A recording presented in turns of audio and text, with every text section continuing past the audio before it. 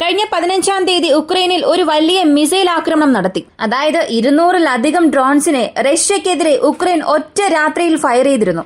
ഇതിൽ മോസ്കോയെ നോക്കി ചില ഡ്രോൺസും റഷ്യയുടെ വളരെ ദൂരത്തിലുള്ള ഏഞ്ചൽസ് എയർബേസിനെ നോക്കി ചില ഡ്രോൺസുകളും ഉക്രൈൻ അയച്ചു.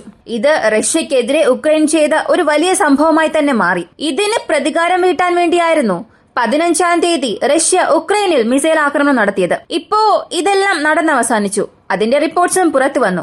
ഏകദേശം 2-3 ദിവസങ്ങൾക്ക് ശേഷം ഇന്നൊരു വാർത്ത പുറത്തു വന്നു.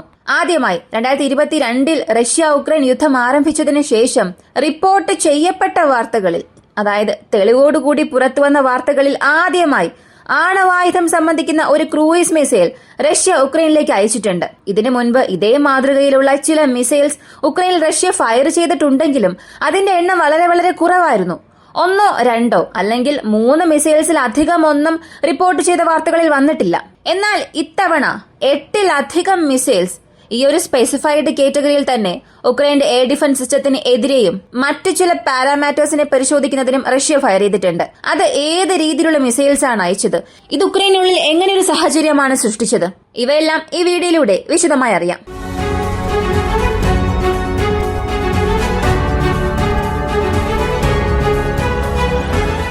ഈ ഒരു ആക്രമണത്തെക്കുറിച്ച് അറിയുന്നതിന് മുൻപ് ഈ മിസൈൽ ഏത് വേരിയന്റ് ആണ്, ഇത് എപ്പോൾ മുതലാണ് റഷ്യ ഉപയോഗിക്കുന്നത്, സ്പെസിഫൈ ആയി ഇത് ഏത് റോളിന് വേണ്ടി നിർമ്മിച്ചു എന്നുള്ളത് ആദ്യം മനസ്സിലാക്കണം.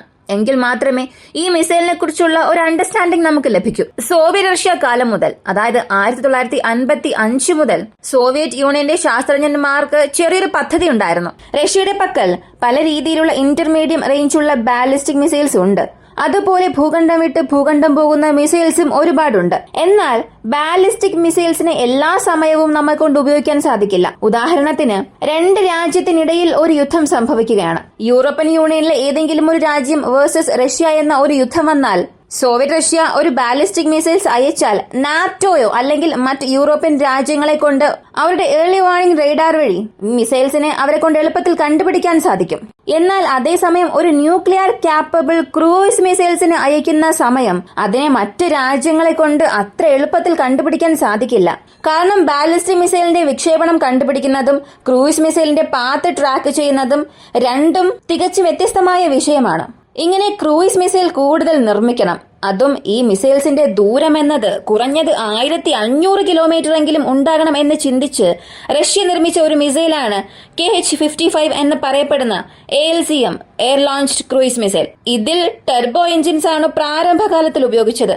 അതും സോവിയറ്റ് കാലത്ത് നിർമ്മിച്ച കൂടുതൽ മിസൈൽസിലും, വ്യക്തമായി പറഞ്ഞാൽ 75%-ലധികം മിസൈൽസിലും ഉക്രൈന്റെ എഞ്ചിൻസ് ആയിരുന്നു ഉപയോഗിച്ചുകൊണ്ടിരുന്നത്. ഉക്രൈൻ പിന്നീട് ഇവരിൽ നിന്നും പിരിഞ്ഞു പോയതിനു ശേഷം റഷ്യ അവരുടെ K സീരീസിലുള്ള അധികം ത്രസ്റ്റ് പ്രൊഡ്യൂസ് ചെയ്യുന്ന എഞ്ചിൻസ് റീപ്ലേസ് ചെയ്തു. ഈ ക്രൂയിസ് മിസൈൽസിന്റെ പ്രധാനപ്പെട്ട സവിശേഷത എന്താണെന്ന് ചോദിച്ചാൽ ഇതിനെ കൊണ്ട് 200 ടൺ കിലോ തെർമോന്യൂക്ലിയർ വാർഹെഡ്സ് കൊണ്ടുപോയി ഒരു സ്ഥലത്ത് ആക്രമിക്കാൻ സാധിക്കും. അല്ലെങ്കിൽ ഇതിലുള്ള ന്യൂക്ലിയർ വാർഹെഡ്സ് റിമൂവ് ചെയ്താൽ ഹൈ എക്സ്പ്ലോസീവ് വാർഹെഡ്സ് കൊണ്ടുപോയി 450 കിലോയിൽ നിന്ന് 600 കിലോഗ്രാം വരെയും ഒരു സ്ഥലത്ത് ഡ്രോപ്പ് ചെയ്യാൻ സാധിക്കും. ഇതിന്റെ അപ്ഗ്രേഡഡ് വേരിയൻസ് ആണ് KH-55SM, KH-55SE, K-555. ഇങ്ങനെ ഇതിൽ ഒരുപാട് വേരിയൻസ് ഇപ്പോഴും റഷ്യയുടെ ആർസണലിലുണ്ട്. ഇതിന്റെ റേഞ്ച് 1500 കിലോമീറ്റർ എന്ന് പറഞ്ഞു. ഇതിന്റെ ദൂരപരിധി എക്സ്റ്റെൻഡ് ചെയ്യുകയും 3800 കിലോമീറ്ററായി അവർ വർദ്ധിപ്പിച്ചു. മറ്റൊന്നുമല്ല, ഈ മിസൈലിന്റെ കൂടെ ഒരു റോക്കറ്റിന്റെ സൈഡിൽ ബൂസ്റ്റേഴ്സ് ആഡ് ചെയ്യുന്നത് പോലെ ഈ മിസൈലിന്റെ കൂടെ എക്സ്റ്റേണൽ ഫ്യൂവൽ പോർട്സ് അറ്റാച്ച് ചെയ്തു. അങ്ങനെ 1500 കിലോമീറ്റർ പരിധിയിലുണ്ടായിരുന്ന ഈ ഒരു മിസൈലിന്റെ മൊത്തം ദൂരത്തെ 3500 കിലോമീറ്ററിലധികമാക്കി മാറ്റി. അപ്പോ ഇതാണ് ഈ മിസൈലിന്റെ ഒരു ചെറിയ കഥ. ഇപ്പൊ ജനുവരി 15-ാം തീയതി നടന്ന ഈ ഒരു ആക്രമണത്തിലേക്ക് വരാം. റഷ്യ പെട്ടെന്ന് അതിരാവിലെ സമയത്ത് ഉക്രൈനിൽ ഈ ഒരു ആക്രമണം നടത്തി. ഉക്രൈൻ പറഞ്ഞത് 70-ലധികം പ്രൊജക്ടൈൽസ് വന്നുവെന്ന്. അതിൽ 40 ക്രൂയിസ് മിസൈൽസ് ഉണ്ടായിരുന്നു. അതിൽ 30-ലധികം ക്രൂയിസ് മിസൈൽസിനെ ഡൗൺ ചെയ്തു എന്നും പറഞ്ഞു. എന്നാൽ അവിടെ അകത്തേക്ക് പോയത് 40 മിസൈൽസ് അല്ല, 50-ലധികം മിസൈൽസ് ഇവിടെ റഷ്യ അകത്ത് വിട്ടിട്ടുണ്ട്. 30-ലധികം ഡ്രോൺസ്, ഇങ്ങനെ ഏതാണ്ട് 90 പ്രൊജക്ടൈൽസ് റഷ്യയിൽ നിന്നും ഉക്രൈനെ നോക്കി ലോഞ്ച് ചെയ്തിട്ടുണ്ട്. ഇതിൽ ആശ്ചര്യപ്പെടുത്തുന്ന ഒരു കാര്യം, ഉക്രൈൻ ഇത്ര മിസൈൽസിനെ ഇന്റർസെപ്റ്റ് ചെയ്തു എന്ന് പറഞ്ഞാലും ഉക്രൈന്റെ 80% പ്രദേശങ്ങളിൽ ഈ ഒരു ആക്രമണം നടന്നതിനു ശേഷം പവർ കട്ട് ഉണ്ടായി. പക്ഷെ ഈ പവർ കട്ട് ഉണ്ടായി എന്നതിനുമപ്പുറം ഈ മിസൈൽ ഉപയോഗിച്ചതായിരുന്നു ഇവിടെ ഒരു വലിയ ടോപ്പിക്കായി മാറിയത്. സത്യത്തിൽ ഈ ഒരു മിസൈൽ ഇതിനു മുൻപ് ഉപയോഗിച്ചിട്ടുള്ളതായി പല സ്ഥലങ്ങളിൽ ഉക്രൈൻ ഒരു കുറ്റാരോപണം നടത്തി. ഇത് ആദ്യമായി പുറത്തേക്ക് വന്നത് 2022 നവംബർ മാസം ബ്രിട്ടന്റെ മിനിസ്ട്രി ഓഫ് ഡിഫൻസ് ഒരു കുറ്റാരോപണം നടത്തി. റഷ്യ ഒരു ന്യൂക്ലിയർ ക്യാപ്പബിൾ ക്രൂയിസ് മിസൈലിനെ ഉക്രൈനിലേക്ക് ഫയർ ചെയ്തുവെന്ന് ആദ്യത്തെ വാർത്ത പുറത്തുവിട്ടു. എന്നാൽ അപ്പോ അവർക്ക് നൽകാൻ ശരിയായ തെളിവുകളൊന്നുമില്ലായിരുന്നു, അല്ലെങ്കിൽ അതിന്റെ RCS ഇമേജ് ഒന്നും തന്നെ അവരുടെ പക്കലില്ലായിരുന്നു. അതിനുശേഷം ഉക്രൈനും ഒരുപാട് തവണ പറഞ്ഞു. പക്ഷെ ഔദ്യോഗികമായി റഷ്യ കൺഫേം ചെയ്തത് കൃത്യമായ തെളിവുകളോടുകൂടി നൽകിയ യാതൊരു സംഭവമില്ല. അതുവരെ പറഞ്ഞ കണക്കുകളെല്ലാം ഒരു മിസൈൽ അകത്തേക്ക് വന്നു, 2 വന്നു, 3 വന്നു, കൂടിപ്പോയാൽ 3-നപ്പുറം അതിന്റെ കൗണ്ട് പോയിട്ടില്ല. ഇതിനു മുൻപ് വരെയും റഷ്യ ഇതിനെ ഉപയോഗിച്ചുകൊണ്ടിരുന്നത് എയർ ഡിഫൻസ് സിസ്റ്റത്തെ സാച്ചുറേറ്റ് ചെയ്യാനായി. ഈ ഒരു വിഷയത്തെക്കുറിച്ച് നമ്മൾ ഒരുപാട് തവണ സംസാരിച്ചിട്ടുണ്ട്. എന്നാൽ അത് എങ്ങനെ വർക്കാകുന്നു എന്നുള്ളത് അധികമൊന്നും സംസാരിച്ചിട്ടില്ല, ഡിസ്കസും ചെയ്തിട്ടില്ല. അതായത് ക്രൂയിസ് മിസൈൽസിൽ തന്നെ ഡമ്മി മിസൈൽസും വെച്ച് അയക്കും. ഇതിനകം നമുക്കറിയാം ഈ ഒരു മിസൈൽ ഒരു ന്യൂക്ലിയർ ക്യാപ്പബിൾ മിസൈൽ ആണെന്ന്. ഇതിനെ കൊണ്ട് ന്യൂക്ലിയർ വാർഹെഡ്സ് കൊണ്ടുപോയി വിക്ഷേപിക്കാൻ കഴിയുമെന്നും അറിയാം. അങ്ങനെയുള്ളപ്പോൾ റഷ്യ ഇതിൽ ന്യൂക്ലിയർ വാർഹെഡ്സിനെ റിമൂവ് ചെയ്തിട്ട് ഡമ്മി വാർഹെഡ്സ് വയ്ക്കുമെന്ന് ഇതിനകം ബ്രിട്ടന്റെ മിനിസ്ട്രി ഓഫ് ഡിഫൻസ് പറഞ്ഞിട്ടുണ്ട്. അങ്ങനെ ഒരു ഡമ്മി വാർഹെഡ് വയ്ക്കുമ്പോൾ അതിൽ വയ്ക്കുന്നത് DIME എന്ന് പറയപ്പെടുന്ന ഇൻവെന്റഡ് മെറ്റീരിയൽ എക്സ്പ്ലോസീവ്സ് ഉപയോഗിച്ചിട്ടുണ്ടാകും. ഇതിനെ കൂടുതലായും ടങ്സ്റ്റൺ, ടൈറ്റാനിയം, മറ്റ് അലൈസുമായി ചേർത്ത് വെച്ച് ഒരു സാധാരണ വാർഹെഡിനും ഇതിനും യാതൊരു വ്യത്യാസവും ഇല്ലാത്തതുപോലെ നിർമ്മിച്ചിട്ടുണ്ടാകും. ഇപ്പൊ ഇവിടെ ഒരു സംശയം വരാം. റഡാർ ക്രോസ് സെക്ഷൻ വെച്ചാണ് ഒരു മിസൈൽ അകത്തേക്ക് വരുന്നത് ഇപ്പൊ കണ്ടുപിടിക്കുന്നത്. അപ്പോ സാധാരണ ഒരു ക്രൂയിസ് മിസൈൽ അകത്തേക്ക് വരുന്നു, ഇത് ഒരു സിനാരിയോ. അടുത്ത സിനാരിയോ ഒരു ഡമ്മിയായ വാർഹെഡ് ഇല്ലാത്ത ഒരു ക്രൂയിസ് മിസൈൽ അകത്തേക്ക് വരുന്നു. ഇവ രണ്ടിനുമുള്ള വ്യത്യാസം എന്താണ്? സാധാരണ ഒരു മിസൈൽ അകത്തേക്ക് വരുന്നുവെന്നുണ്ടെങ്കിൽ അതിന്റെ റഡാർ ക്രോസ് സെക്ഷൻ എന്നത് ഇവരുടെ പക്കൽ ഇതിനകമുള്ള ഇൻപുട്സ് ഉപയോഗിച്ചും കൂടാതെ അത് പ്രതിഫലിപ്പിക്കുന്ന തരംഗങ്ങൾ ഉപയോഗിച്ചും അവരെ കൊണ്ട് കണ്ടുപിടിക്കാൻ സാധിക്കും. എന്നാൽ ഡമ്മി വാർഹെഡ് ഇല്ലാതെ ഒരു മിസൈൽ അകത്തേക്ക് വരുമ്പോൾ സത്യത്തിൽ ഒരു ഷാഹിദ് ഡ്രോണിന് എത്ര RCS ആണോ ഉള്ളത് അത് തന്നെയാണ് ഇവിടെ വാർഹെഡ് ഒന്നും വയ്ക്കാതെ ഒരു മിസൈൽ വന്നാലും സംഭവിക്കുക. എന്നാൽ ഇവിടെ നിങ്ങൾക്ക് മറ്റൊരു സംശയം തീർച്ചയായും വരണം. ന്യൂക്ലിയർ വാർഹെഡിനും ഇതിനും എന്താണ് വ്യത്യാസം എന്ന്. ഇപ്പൊ സാധാരണ ഒരു ക്രൂയിസ് മിസൈൽ അകത്തേക്ക് വരുന്നു, ശരി. എന്നാൽ അതേസമയം ന്യൂക്ലിയർ വാർഹെഡ് അകത്തേക്ക് വന്നാൽ അത് എങ്ങനെയാണ് കണ്ടുപിടിക്കുക? ഇങ്ങനൊരു സംശയം നിങ്ങൾക്ക് തീർച്ചയായും വരണം. ഇതിന്റെ ഒരു എക്സ്പ്ലനേഷൻ അവസാനം പറയാം. ഇങ്ങനെ അകത്തേക്ക് ഒരു ക്രൂയിസ് മിസൈൽ വന്നപ്പോൾ ഉക്രൈന്റെ പാട്രിയോട്ട് അല്ലെങ്കിൽ SCMPT ആദ്യം അതിനെ അനലൈസ് ചെയ്യുമ്പോൾ അതിന്റെ RCS കാൽക്കുലേറ്റ് ചെയ്യും. അതൊരു ഡമ്മി വാർഹെഡ് ആണ്. അതിൽ വാർഹെഡ് ഇല്ല എന്നുള്ളപ്പോൾ അതിനെ അവോയ്ഡ് ചെയ്യാനായിരിക്കും ആദ്യം അവർ ശ്രമിക്കുക. എന്നാൽ അതിന്റെയും റിയാക്ഷൻ ടൈം അവർക്കുള്ളത് വെറും 180 സെക്കൻഡ്സ് മാത്രമാണ്. അതിനെ മുഴുവനായും അനലൈസ് ചെയ്ത് അതിനെ വേർതിരിച്ചറിയുക. വാർഹെഡ് ഉള്ള മിസൈലാണ്, വാർഹെഡ് ഇല്ലാത്ത മിസൈലാണ്, ഇങ്ങനെ കാൽക്കുലേറ്റ് ചെയ്ത് അതിന്റെ ഫ്ലൈറ്റ് പാത്ത് മുഴുവനായും ഇവരുടെ ഈ ഒരു ഇൻപുട്ടിനുള്ളിൽ കൊണ്ടുവന്ന് അതിനെ ന്യൂട്രലൈസ് ചെയ്യുന്നതിനുള്ള സമയം വെറും 180 സെക്കൻഡ്സ് ആണ്. ഇങ്ങനെ കുറഞ്ഞ സമയത്തിനുള്ളിൽ റഷ്യ അത്രയും മിസൈൽസിനെ അകത്തേക്ക് അയക്കുമ്പോൾ അതിനെ കാൽക്കുലേറ്റ് ചെയ്യുന്നതിനും അതിനുള്ള റിയാക്ഷൻ നൽകുന്നതിനും ഉക്രൈന് അവിടെ സമയം തികഞ്ഞതേയില്ല.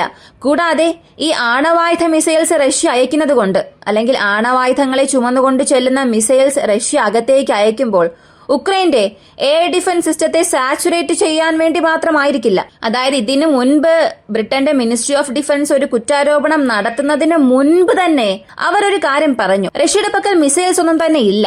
റഷ്യയുടെ പക്കൽ മിസൈൽസ് ഇല്ലാത്തത് കൊണ്ടാണ് ഡമ്മി വാർഹെഡോടുകൂടിയുള്ള മിസൈൽസിനെ അവർ അകത്തേക്ക് അയക്കുന്നത് എന്നൊരു വാർത്ത പറഞ്ഞു. പക്ഷെ അത് സത്യമല്ല. 2015 തന്നെ ആദ്യമായി ഈ മിസൈലുകളെ ടാർഗറ്റിംഗ് മിസൈലായും അതുപോലെ തന്നെ റഷ്യയുടെ AWACS പോലുള്ള airborne early warning radar systems ഇതിന്റെ ഫംഗ്ഷൻസിനെ ഇംപ്രൂവ് ചെയ്യുന്നതിന് വേണ്ടിയും അങ്ങനെ ഒരു മെക്കാനിസത്തിൽ ഈയൊരു മിസൈലിനെ റഷ്യ ഉപയോഗിച്ചിട്ടുണ്ട്.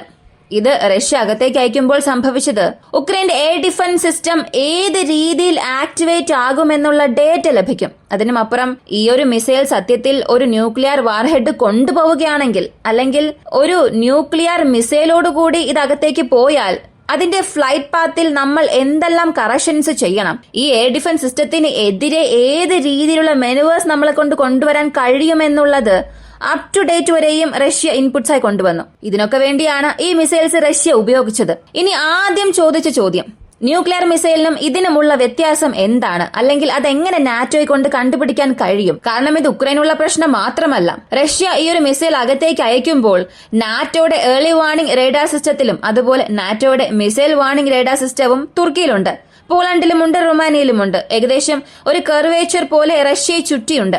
ഇവയെല്ലാത്തിലും ഈ ഒരു മിസൈലിന്റെ RCS ഉണ്ടാകും. എന്നാൽ സാധാരണ ഒരു ക്രൂയിസ് മിസൈൽ അകത്തേക്ക് വരുന്നതിനേക്കാൾ ന്യൂക്ലിയർ വാർഹെഡ് ഉള്ള ഒരു ക്രൂയിസ് മിസൈൽ അകത്തേക്ക് വരുമ്പോൾ അതിന്റെ RCS റേഡാർ ക്രോസ് സെക്ഷൻ 1.5 മടങ്ങ് അധികമായിരിക്കും. സാധാരണ മിസൈലുകളെക്കാട്ടിലും ആണവായുധം താങ്ങി വരുന്ന ക്രൂയിസ് മിസൈലിന്റെ റഡാർ ക്രോസ് സിഗ്നേച്ചർ ഏകദേശം ഡബിൾ ദ ടൈം ഉണ്ടായിരിക്കും. ഇങ്ങനെ നാറ്റോ റഷ്യയെ ചുറ്റി ഒരു കർവേച്ചർ ഷേപ്പിൽ മിസൈൽ വാർണിംഗ് റേഡേഴ്സിനെ നിർത്തിവച്ചിരിക്കുമ്പോൾ റഷ്യയുടെ ക്രൂയിസ് മിസൈൽസ് ലോഞ്ച് ആയത് മുതൽ തന്നെ ട്രാക്ക് ചെയ്യാൻ തുടങ്ങും. എന്നാൽ ഇത് ലോഞ്ച് ആകുമ്പോൾ തന്നെ അതൊരു ന്യൂക്ലിയർ പവേർഡ് ക്രൂയിസ് മിസൈൽ ആണോ അല്ലെങ്കിൽ കൺവെൻഷണൽ മിസൈൽ ആണോ എന്ന് കണ്ടുപിടിക്കാൻ സാധിക്കില്ല. അത് ലോഞ്ചായി കഴിഞ്ഞാൽ അകത്തേക്ക് ഒരു മിസൈൽ വന്നുകൊണ്ടിരിക്കുന്നു എന്നുള്ളത് മാത്രമേ കണ്ടുപിടിക്കാൻ കഴിയൂ. ഇപ്പൊ പോളണ്ടിലുള്ള റഡാർ നെറ്റ്വർക്കിനെ കൊണ്ട് 280 മുതൽ 300 കിലോമീറ്റർ ദൂരത്തിനുള്ളിൽ ഈ മിസൈൽ അകത്തേക്ക് വരുമ്പോഴാണ് ഇത് ന്യൂക്ലിയർ വാർഹെഡോടുകൂടിയാണോ അകത്തേക്ക് വരുന്നത് അല്ലെങ്കിൽ കൺവെൻഷണൽ വാർഹെഡോടുകൂടിയാണോ വരുന്നത് എന്നുള്ളത് കണ്ടുപിടിക്കാൻ സാധിക്കും. അതിപ്പോ നാറ്റോയുടെ റഡാറിനെ കൊണ്ടായാലും അല്ലെങ്കിൽ തുർക്കിയിലുള്ള റഡാറിനെ കൊണ്ടായാലും കണ്ടുപിടിക്കാൻ സാധിക്കും. അതല്ലാതെ ഈ മിസൈൽ ലോഞ്ച് ആയതിനു ശേഷം ഒരു മിസൈൽ ലോഞ്ച് ആയി എന്നുള്ളത് മനസ്സിലാകുമെന്നതല്ലാതെ അതിലേത് വാർഹെഡ് ഉപയോഗിച്ചു എന്നുള്ളത് ഇവരെ കൊണ്ട് ഇത്രത്തോളം ലോങ് റേഞ്ചിൽ വെച്ച് തന്നെ തീർച്ചയായും കണ്ടുപിടിക്കാൻ സാധിക്കില്ല.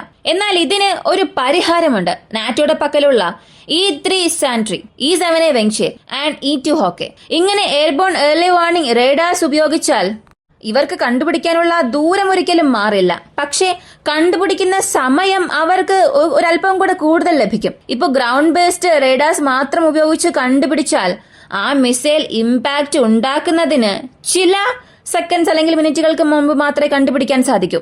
എന്നാൽ ആകാശത്തിൽ പറന്നുകൊണ്ടിരിക്കുന്ന റേഡാർ നെറ്റ്വർക്ക്സ് വഴി കണ്ടുപിടിക്കുകയാണെങ്കിൽ വീണ്ടും ചില സമയം ഇവർക്ക് അധികം ലഭിക്കും.